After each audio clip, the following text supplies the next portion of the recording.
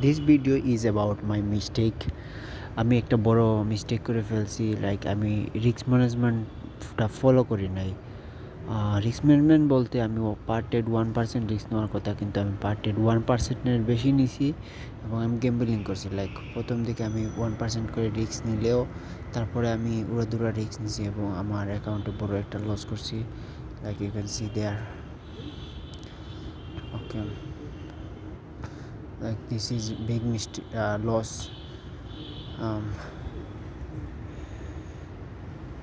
Okay,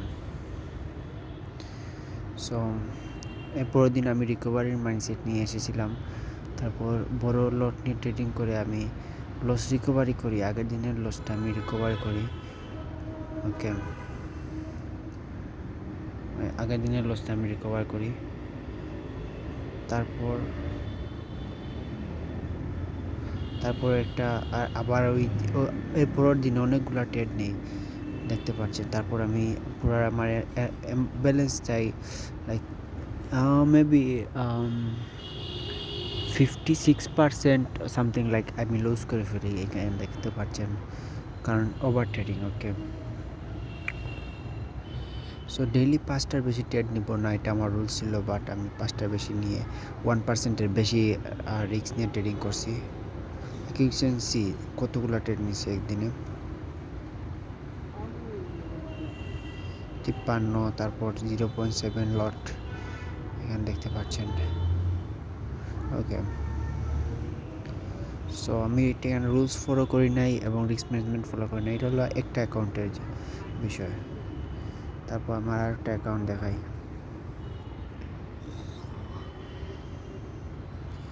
এটা হলো আর একটা অ্যাকাউন্ট, যা একটু আগে আমি 900 টাকা লস করেছি। আমার পার ট্রেডের রিস্ক হলো 50 টাকা। সো আমি একটা ট্রেডে 900 টাকার লস করলাম।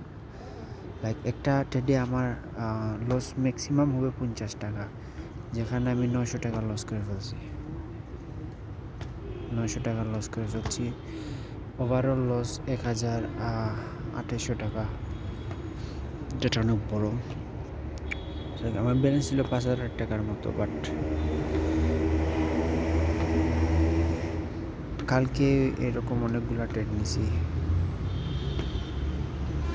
ওকে, সো এখানে কালকের লস, তারপর আজকের লস। আজকে একটা ট্রেডে বড় লস না। আমি রিস্ক ম্যানেজমেন্ট ফলো করি না, আমি সব কিছু জানি, জানার পরেও আমি এটা ফলো করি নাই। এই দেখেন রিস্ক ম্যানেজমেন্ট ফলো না করার পরিণাম। যদি আমি প্রতিটা ট্রেডে 50 টাকা করে লস নিতাম, তাহলে আমি 1000 টাকা দিয়ে আমি 20টা ট্রেড নিতে পারতাম। লাইক এই ট্রেডে যে আমি লস করছি, এইটা দিয়ে আমি 20টা ট্রেড নিয়ে আমি ট্রেডিং করতে পারতাম, কিন্তু আমি এটা ফলো করি না, কারণ আমি আমার রুলস মানি নাই, আমার রিস্ক ম্যানেজমেন্ট মানি নাই। যে ট্রেডার রিস্ক ম্যানেজমেন্ট ফলো না করে সে কোনোদিনও প্রফিটেবল হতে পারবে না। লাইক আমি আগের চার্টগুলো দেখাই। এখানে একদিন আর কি প্রফিট ছিল 144 টাকা, তারপরের দিন 105 টাকা লস হয়। হয়তো আমি ট্রাভেলিং করে এই ট্রেডিংগুলো করছিলাম, সেই জন্য আমি সেট আপের বাইরে ট্রেড নিয়েছি। সো আমার 105 টাকা লস হয়, পরের দিন আবার লস হয়, আমি হেঁটে ট্রেডিং করছি বা এরকম কিছু একটা করছি। তারপর আমি লট সাইজটা বাড়িয়ে ফেলছি। এই দেখেন 0.01 থেকে আমি ডাইরেক্ট 0.0 লট। এটা হলো আমার একটা বড় মিস্টেক, দ্যাট লসের পর আমি লট সাইজ বাড়িয়ে দিই। আর লট সাইজ বাড়ানোর পর আমার বিগ লস হয়, like this 2028। You can see আগেরটা একদিনে কিন্তু আমার 3000 লস হয়েছে, এখন 2800 সামথিং, লাইক ক্যালকুলেট করি কত লস হয়েছে। এখানে 100, 2800, 5000 হইল গিয়ে 3200, 4000, লাইক সামথিং লাইক 5000 টাকা অ্যাকাউন্টে লস হয়েছে। দেন সেকেন্ড অ্যাকাউন্টে দেখি কত লস হয়েছে। 5000 3000 হলো 8000,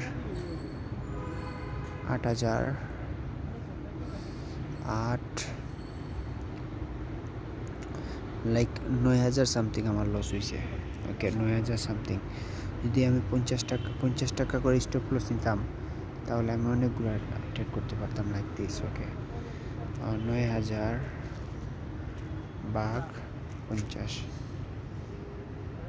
আমি 180টা ট্রেড নিতে পারতাম, পার ট্রেড 50 টাকা করে লস নিতাম, কিন্তু আমি 50 টাকা করে লস নিই নাই। আমি লস নিছি, বড় বড় লস নিছি, আপনারা দেখতেই পাচ্ছেন। এভাবে বড় বড় লস নিছি, প্রফিট বুক করি নাই। এভাবে প্রফিট বুক করি নাই। That's the mistake I made. So আমি আর এরকম যতবার আর কি আমি অ্যাগ্রেসিভ যাব, I know I will lose money, A lot of money when I break my rules, my risk management plan. I will suffer a lot, like I suffer big loss. Okay, so you have to stick on your risk management, follow it, and yeah, let's think. So আমার আর এরকম ভুল আর হবে না। আমি 1%-এর বেশি risk নেব না। যদিও রিস্ক নেই আমার মিস্টেকে, তাহলে আমার অ্যাকাউন্ট সেম রেজাল্ট পাবো। সো আমি সেম রেজাল্ট চাই না, আমি ডিফারেন্ট কিছু করতে চাই। সো আমি আর অ্যাকাউন্ট রিস্ক নেব না। আমি আস্তে আস্তে 1% করে রিস্ক নিয়ে অ্যাকাউন্ট গ্রো করার চেষ্টা করব।